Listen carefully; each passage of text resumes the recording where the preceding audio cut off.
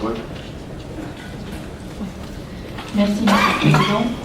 Monsieur le Président, chers collègues, la création de l'organisme de foncier solidaire OFS de la métropole de Lyon intervient dans le cadre du plan d'urgence pour l'accès au logement, PUPAL, avec parmi les objectifs la lutte contre la gentrification.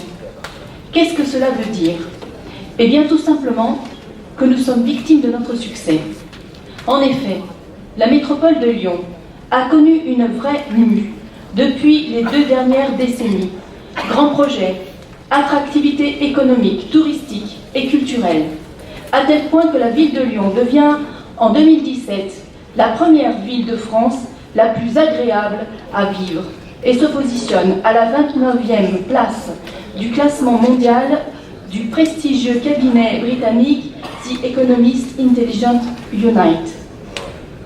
Le dynamisme économique de notre métropole attire ainsi les jeunes, les cadres, les familles, les touristes, mais aussi et surtout les investisseurs, petits comme grands, qui viennent bousculer le marché de l'immobilier sur notre territoire. Mais cela n'est pas sans conséquence. Vous l'aurez compris, être une métropole agréable à vivre a peut-être aussi un prix. Celui d'impacter la vie de nos concitoyens au point qu'il soit difficile de devenir propriétaire dans sa propre ville. Celle où l'on a grandi, celle où l'on a toute sa famille, celle où l'on s'est investi d'un point de vue professionnel ou familial, celle où l'on a tout simplement envie de rester pour vivre.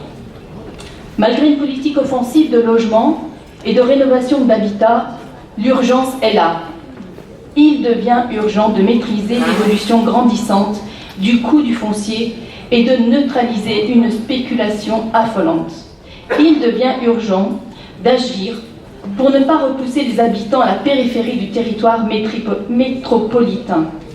Il devient donc urgent de développer une offre de logement en accession durablement abordable. Il devient urgent de se doter d'un outil innovant permettant de répondre aux nouveaux enjeux auxquels nos nombreux concitoyens, les jeunes ménages et ménages modestes, sont confrontés aujourd'hui. Face à cette urgence, une solution a vu le jour et fait ses preuves: la dissociation du foncier et du bâti. Un concept inspiré par le modèle anglo-saxon des Communities Land Trust, fiducie foncière communautaire, ou autrement dit, depuis la loi Allure, l'OFS. On compte aujourd'hui 32 initiatives de création OFS en France, dont 14 portées par des collectivités.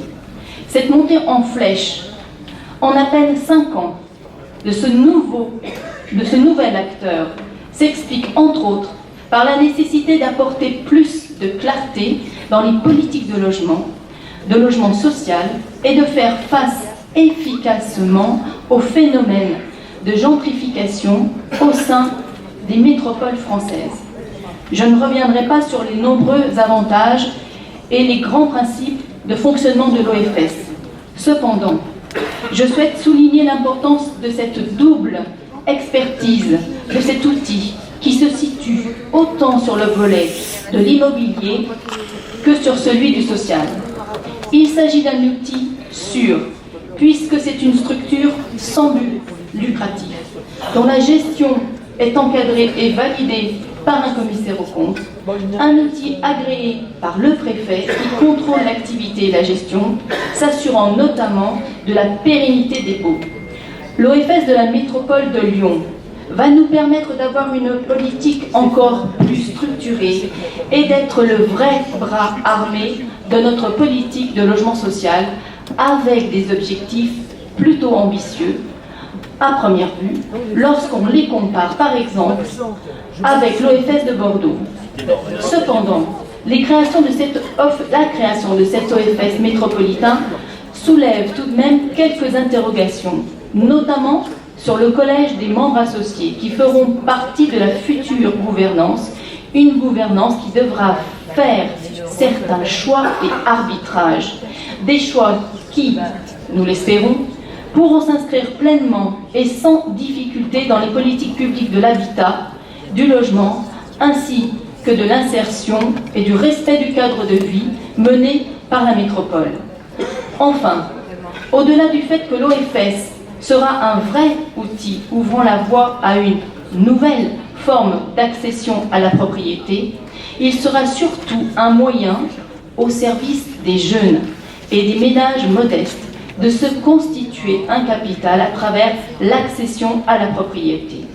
Et donc, un vrai tremplin pour ensuite accéder au parc immobilier classique. Au-delà du fait de canaliser le prix du foncier, l'OFS contribuera, permettra également, en conséquence, de stabiliser l'évolution du coût des loyers et plus globalement des loyers étudiants. Nous étions jusqu'à récemment la première ville étudiante de France, mais ce n'est plus le cas cette année, à cause notamment de la problématique du prix du logement étudiant, sur laquelle nous devons rester vigilants et proactifs. L'OFS va ainsi contribuer indirectement à la solidarité entre les générations et du moins à plus d'égalité en favorisant les jeunes ménages et les ménages modestes dans cette étape importante de leur parcours de vie au sein de notre métropole. Ce dispositif permettra aussi de conserver au plus près des zones d'activité et d'emploi celles et ceux qui participent à la dynamique économique de notre territoire et ainsi d'éviter l'étalement géographique qui pourrait créer de nouveaux besoins de mobilité que nous n'aurions pas encore anticipés. Notre groupe votera ces délibérations. Je vous remercie. Merci beaucoup. 5 minutes.